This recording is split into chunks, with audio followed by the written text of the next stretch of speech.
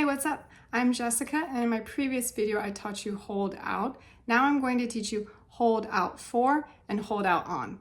Hold out for means to wait until you get what you want or refuse to accept an offer or an agreement and wait for what you want. So this is the sixth meaning of hold out.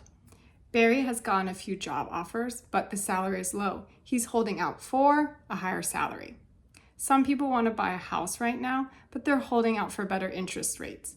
So you don't have to use for, you can just say they're holding out. But if you use for, you're going to follow it with a noun, like for better interest rates or for a higher salary.